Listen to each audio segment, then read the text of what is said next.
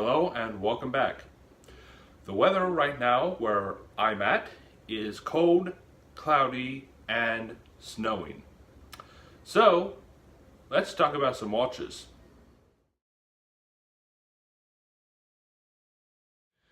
And the first one is the Omega Man on the Moon. I know, shocking, they released a new variant of this watch to the 20 million they already have. To be honest, I think in a few years we'll probably see a purple dial one and possibly even a pink dial Omega Man on the Moon.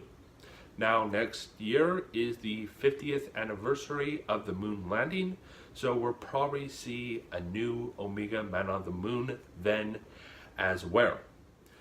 And the next watch is the Omega Seamaster 1948 limited edition. This is for the 70th anniversary of the Omega Seamaster line. Now, I think that this is a fantastic choice for the guy that wants a rugged, robust watch but likes vintage design, due to the fact that older watches, any old watch, vintage watch, can be a bit delicate and you do have to baby them to an extent. I think that this is going to be a fantastic option. Now the next one is the Omega Seamaster, the diving one.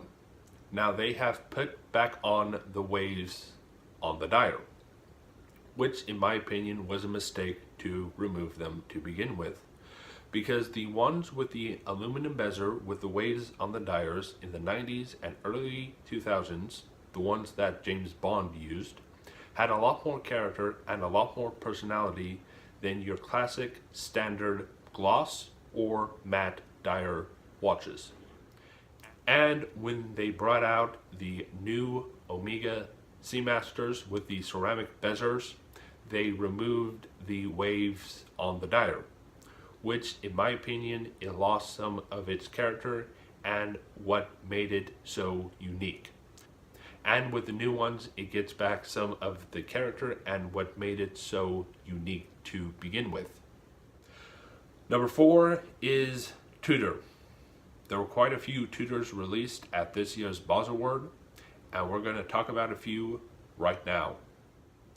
Now, the first one is the Tudor Black Bay S and G.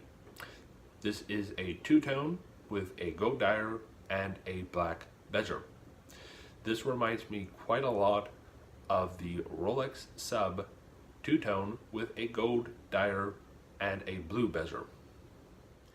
And the next Tudor is the Tudor Black Bay 58, which quite honestly, when I saw this, I thought it was a watch we had already got in the past, due to the fact that it looked remarkably like a Tudor Black Bay that came out a few years ago. And of course there was the Tudor Black Bay 41, 36, and 32. These were blue dial Tudor Black Bays, and I have some SEIKO 5s that look remarkably like them. And of course, I think by now we have all seen the Tudor Black Bay Pepsi GMT. A heritage piece, a throwback to the old Rolex GMTs of the past, and is very cool.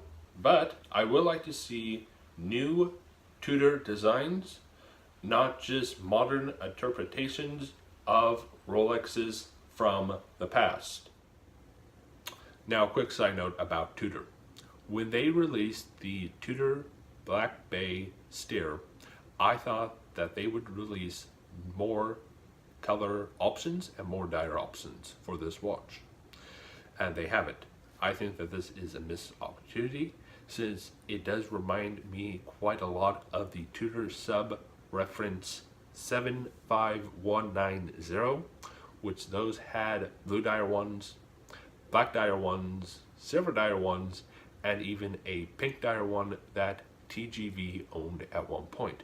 And I think not introducing more dial color options for this watch is a bit of a missed opportunity by Tudor. Now, Rolex have released a few new GMTs at this year's BaselWorld. Now the ones I want to talk to you about are the Pepsi ones. Now for Rolex, I find it very interesting that they released two Pepsi GMTs and are going to have them in production at the same time. A white gold one and a stainless steel one. And I also think that this is going to expand into other Rolex GMT lines. We might even see a Batman in stainless steel and white gold with a few cosmetic differences between the two. And I also don't think that this will remain in the GMT line. I think at some point we can even see a blue white gold sub like we have now, and a stainless steel blue sub in production at the same time with a few cosmetic differences between the two. Number 2 is Oris. There were quite a few new Orises released at this year's BaselWorld, including a new Oris Big Crown, a Oris Aquis with a root beer bezel, very cool. But the ones I want to talk to you about are the Oris 65. It seems going forward, Oris is stepping away from the larger 42mm design cases of the Oris 65, instead focusing on this new 36mm design case and the 40mm design case. Number 1 is SEIKO. There were quite a few Grand SEIKOs and quite a few limited edition SEIKOs as well. We are going to be discussing some of the limited edition ones right now. Now, number 1 is the SEIKO 50th anniversary of their professional dive watch. This is a limited edition, and this is not to be confused with the 50th anniversary of SEIKO dive watches. That was a few years back. And this watch is going to retail for $6,700. And we got two new watches for the SEIKO Passage line. These have a beautiful midnight blue dial with Roman numeral hour markers. Unfortunately, these are limited editions. And the green SEIKO Marine Master, which is going to have a retail price of $3,900. This is, of course, a limited edition. Now, of course, there is a new SEIKO Passage. This is a limited edition and comes in at $2,500. Now, quite honestly, these remind me of the SRB series quite a lot. Those watches, of course, came in between $300 to $400, which is quite significantly less than $2,500. Now, SEIKO released a few new tunas at this year's BaselWorld, including some gold ones, a new Paddy edition, and the 40th anniversary of their first gold SEIKO tuna that came out in 1978. This reissue is a limited edition. And two new Prospex diving watches that look very similar to the Marine Master. The reference SPB077 black with a metal bracelet. This is going to retail for right around $1,300.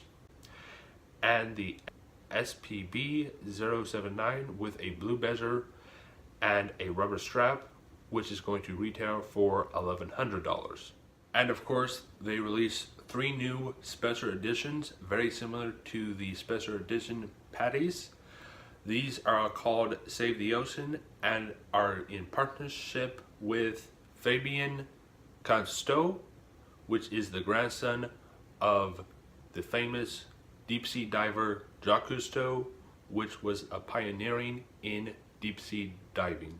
And of course, I think we'll see the SEIKO Save the Ocean line expand into other SEIKO watches like the SEIKO Sumo and the SEIKO 62 Moss reissue, like SEIKO have already done with the Paddy line.